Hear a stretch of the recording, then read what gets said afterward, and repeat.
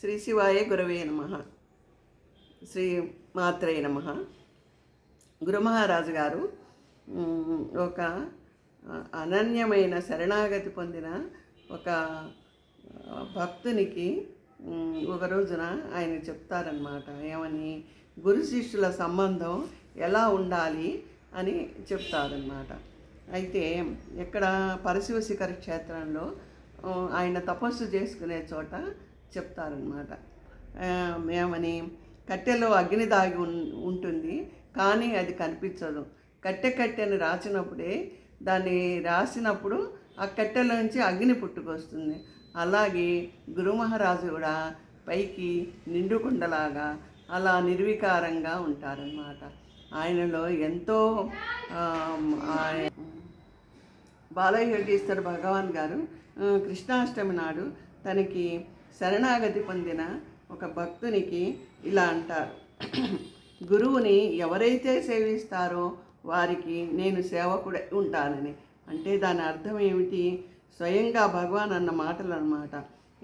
దాని అర్థం ఏమిటి? మనం గనక భగవంతుడికి భక్తితో దగ్గరై ఉంటే భక్తుడు మనని ఎలా వదిలిపెట్టాడో భగవంతుడు ఒకటే గనక బాలయోగీశ్వర భగవాన్ గారు అలా చెప్తారనమాట. స్వయంగా భగవాన్ అన్న మాటలే ఇవి.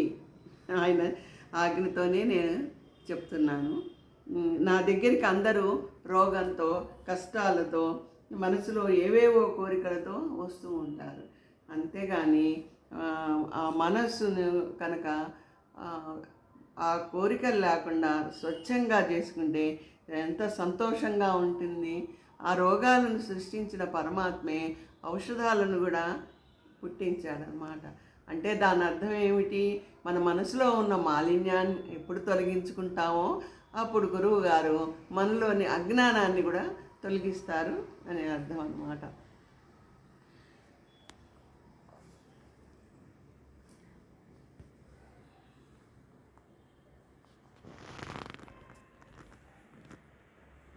ఎంతవరకు బాగుందా? ఈ మనసును సృష్టించిన పరమాత్ముడే దాన్ని మనసుని పరిపక్వత చేసే ఇది శక్తి కూడా సృష్టించారన్నమాట.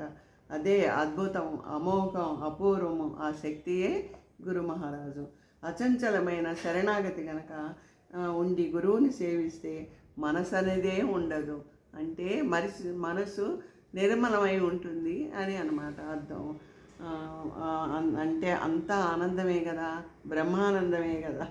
మనిషికి దుఃఖానికి, అశాంతికి, కోరికలకి మనసే బంధము. మనసే మోక్షానికైనా బంధానికైనా కారణం అన్నమాట.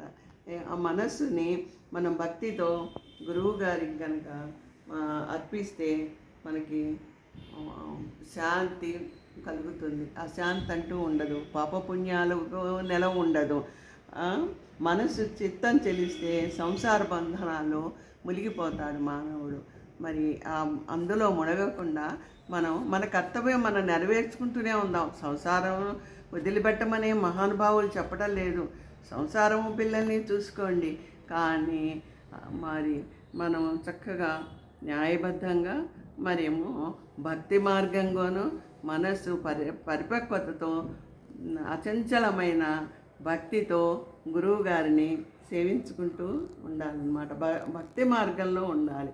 భక్తి మార్గంలో ఉంటే ఎలాగూ తామరాకు మీద నీటి బొట్టు వేస్తే ఆ నీటి బొట్టు తామరాకు కంటుందా అంటారు. అలాగే సంసారంలో ఉన్నవాడు నీ విధి నువ్వు నిర్వహించు, కానీ అందులో మునగకు. మనస్సు ఎప్పుడు ఆ భగవంతుడి మీదే నువ్వు నిలుపుకో అని గురు మహారాజు గారు చెప్తారన్నమాట. అప్పుడు పరిపూర్ణమైన జ్ఞానం ఎప్పుడైతే ఉంటుందో మనం పరమాత్మకు, గురువు గారికి దగ్గరలో ఉంటాం. చివరికి మళ్ళీ చూద్దాం. వేమన మహానుభావుడు ఏమంటారంటే, మనసులోనే పుట్టి మాయ సంసారం, మనసు విరిగినేనే మాయ తొలుగును, మనసు నిలిపనేమి మారితేనే బ్రహ్మం. అంటే మనసులోనే పుట్టే మాయ సంసారం. మన మనసులోనే పుడుతుంది అంతా ఈ మాయ, భ్రమ, కోరికలు ఇవన్నీ. మనసు విరిగినేని మాయ తెలుగును. ఆ మనస్సును కనుక మనం మదనం చేసుకొని మంచి ఏమిటి చెడు ఏమిటి అని తెలుసుకున్నప్పుడు మన మనసులోని మాయ కాస్త పోతుంది. మనసు నిలిపినేని మారితేనే బ్రహ్మం. మనసు కనుక నిలిపి నిశ్చలమంగా మనం ఎప్పుడు భక్తితో ఉంటామే అప్పుడే మనకు బ్రహ్మం అనేది తెలుస్తుందని మన వేమన మహానుభావుడు చెప్పారనమాట. బాలయోగి భగవాన్ గారు అంటారు, కృష్ణుడికి కూడా గురువు ఉన్నాడు. కృష్ణుడు చెప్తారనమాట, మనకు కృష్ణ పరమాత్మే ప్రపంచానికంతకీ గురువు. కృష్ణం వందే జగద్గురు. గురువు యందు శరణాగతి పొందితేనే జ్ఞానము. ఆ శరణాగతి కనుక భక్తుడు తీసుకొచ్చుకుంటే ఎంత అదృష్టవంతుడు. మనము కూడా అంత శరణాగతి ఉంటేనే కదా గురుకృపకు మనం పాత్రలు అవుతాము. కనుక ఆనందంగా అందరూ ఆ ప్రయత్నం చేస్తూ గురుకృపకు గురు సేవకు మనం అంకితమయ్యి మనం అందరం ధన్యులం అవుదామా. బాలయోగి భగవాన్ గారు బాలయోగి భగవాన్ గారు మనకి గురువు పట్ల ఎలా ఉండాలి, ఎలా నడుచుకోవాలని ఆ శరణాగతమైన ఆ భక్తునికి ఎంత బాగా చెప్పారు విన్నారు కదా. కనుక ఆ గురువుగారు చెప్పిన మాటల్ని మనం అనుసరిస్తూ ఆయనతో భక్తితో సేవతో మనం ఉండి మనం కూడా అంత మనస్సును పరిపక్వత చెందుకొని ఆనందంగా ఉందాము. హర హర మహాదేవ. తాడేపల్లి విజయవాడ.